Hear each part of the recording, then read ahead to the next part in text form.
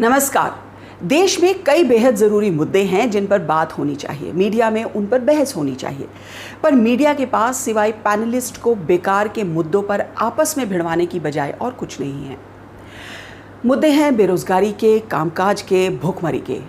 कहीं लोगों के पास खाने को नहीं है तो कहीं रहने को। कोई बड़ी बड़ी डिग्रियां लेकर नौकरी की तलाश में है तो कोई बेरोजगारी के आंकड़े कैसे जनता से छिपाए जाएं इसकी फिराक में है। लेकिन सरकार के लिए इस वक्त कुछ नहीं छिप रहा तो वो है पेट्रोल डीजल के दाम। जी हाँ, बधाई हो आप सभी कि अब पेट्रोल 100 के पार हो गया है। आप उसे खरीद भी रहे हैं। ये कभी सपने में भी नहीं सोचा था कि पेट्रोल 100 के पार हो जाएगा। एक तो महामारी की मार, ऊपर से महंगाई की मार, पर फिर भी सब ठीक है, सब अच्छा है, देश तरक्की कर रहा है। वैसे मैं आपको ये भी बता दूं कि जिन पेट्रोल डीजल के दामों पर बीजेपी के बड़े बड़े नेता कांग्रेस सरकार के समय ट्वीट किया करते थे, सड़कों पर प्रोटेस्ट किया करते थे, वो सारे नेता आज सोशल मीडिया पर बढ़ते पेट्रोल की कीमतों को लेकर नदारद हैं। कुछ नहीं लिख रहे, कुछ नहीं बोल रहे। आप यही देख लीजिए कि जो अभी कैबिनेट रिशफल हुआ उसमें हरदीप सिंह पुरी को पेट्रोलियम मंत्रालय दिया गया। 7 जुलाई को वो नए पेट्रोलियम मंत्री बने।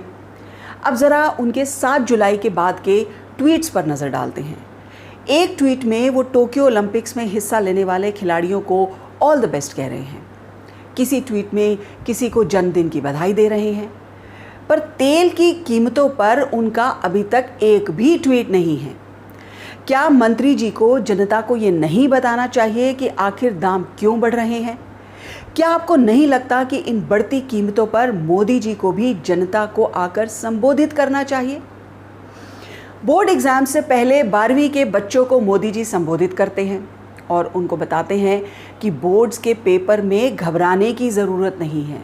पेपर में पहले कौन सा क्वेश्चन अटेम्प्ट करना चाहिए, कौन से मुश्किल क्वेश्चंस को पहले करें और किसे बाद में करें। तो मोदी जी ज़रा जनता को भी आकर बताइए कि इस महंगाई से कैसे निपटा जाए।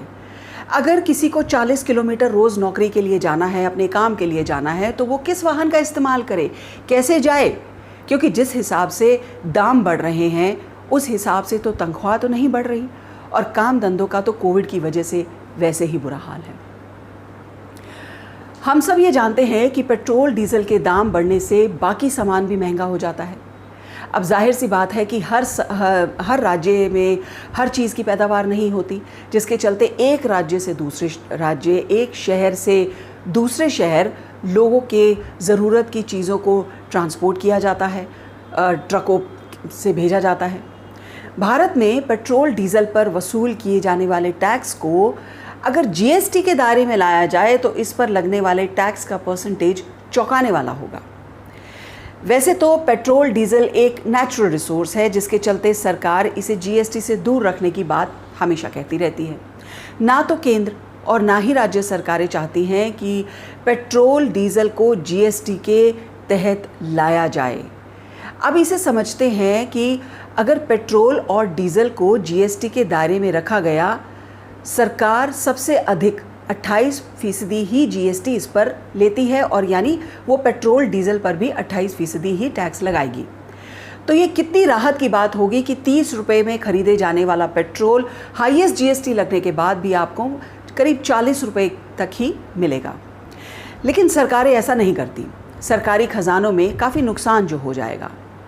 पेट्रोल से सरकारी खजाने बहुत बढ़ते हैं, बहुत कमाई होती है।